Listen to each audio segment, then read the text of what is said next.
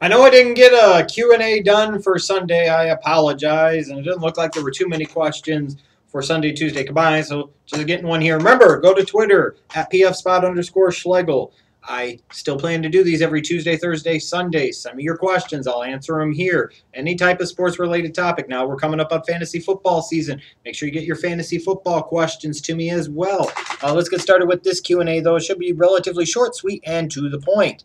At EM Allen Dmia, what the hell? EMALEDMYS, please. Okay, there we go. Good enough.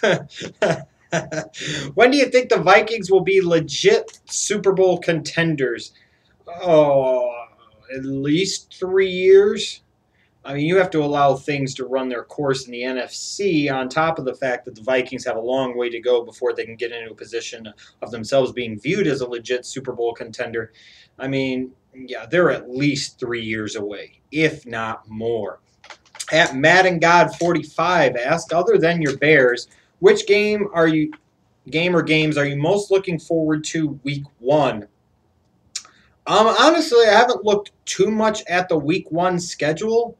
So the closest thing that could come to my mind is Green Bay and Seattle in that first game on Thursday night. I mean, it is the official season opener. It's Green Bay and Seattle, two of the upper echelon teams in the NFC. So that would be a game that I'm looking forward to. Of course, I'm looking forward to my Bears in week number one, but that would be another one that I'm looking forward to. I mean, that has NFC North implications. That has potential conference implications from the NFC standpoint. I want to see how Seattle comes back as the defending champions. I want to see how Green Bay looks to start off the season. So it'll be very interesting to see that one, to me anyways. Piznik64 asked, have you ever had a relative, in the NFL ever? My cousin Walter Jones just got inducted into the NFL Hall of Fame. I'm going to give you some shit, Piznik. Everybody's got a cousin, don't they? No, I'm kidding. Man, Walter Jones, what a beast. Now that dude, prototypical left tackle if there ever was one. What an incredible athlete and what an incredible left tackle all those years in Seattle. Definitely merited being a first ballot Hall of Famer. Have I personally had any relatives in the NFL? No. Any other sports league? No, not to the best of my knowledge.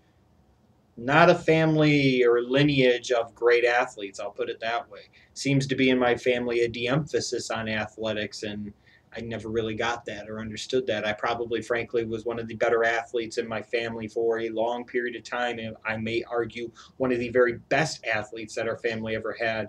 And what's that saying? To be fair, back in the day, I was a 2-minute 2:01 half miler and a sub 4:40 miler and a 52-second quarter miler. So it was a long time ago and a lot of black and milds ago. But yeah, so no athletes in my family. Like I said, I'm probably about the best athlete I could think of that my family's ever had. At least that I know of, anyways. Matt Meffe2 asks, who has the better pitching rotation, the Tigers, the A's, or the Dodgers? Man, oh man.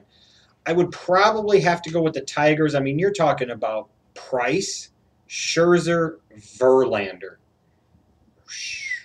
That is a hell of a three-man rotation. For most teams, any one of those three guys are aces. They all three happen to be on the Tigers.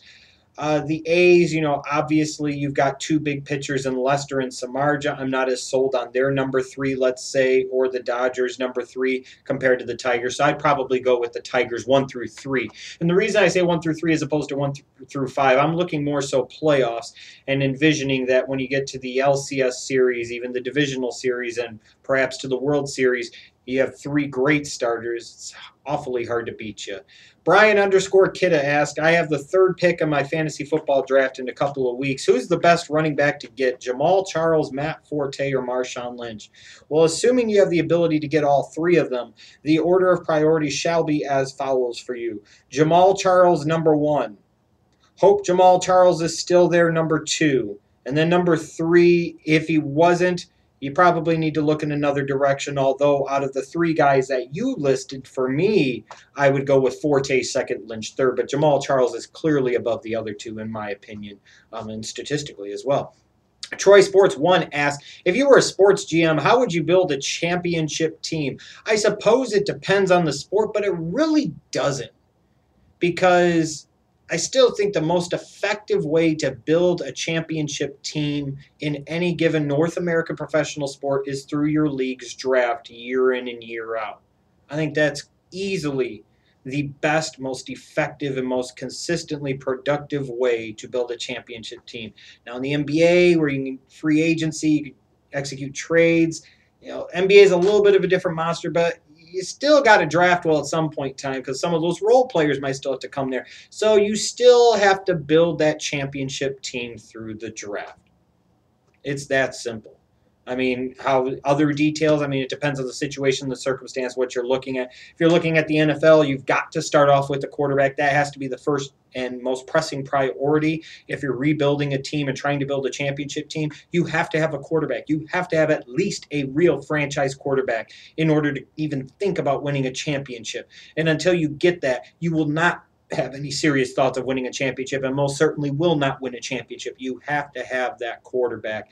In terms of baseball, if I'm looking at trying to build my farm system, I'd be looking at front end of the rotation powered pitching, back end of the bullpen power arms, and then I'd be looking at middle of the order power hitters from both sides of the plate. Like my Cubs have tried to rebuild through the farm system, and they're going to start to see some of the benefit from it.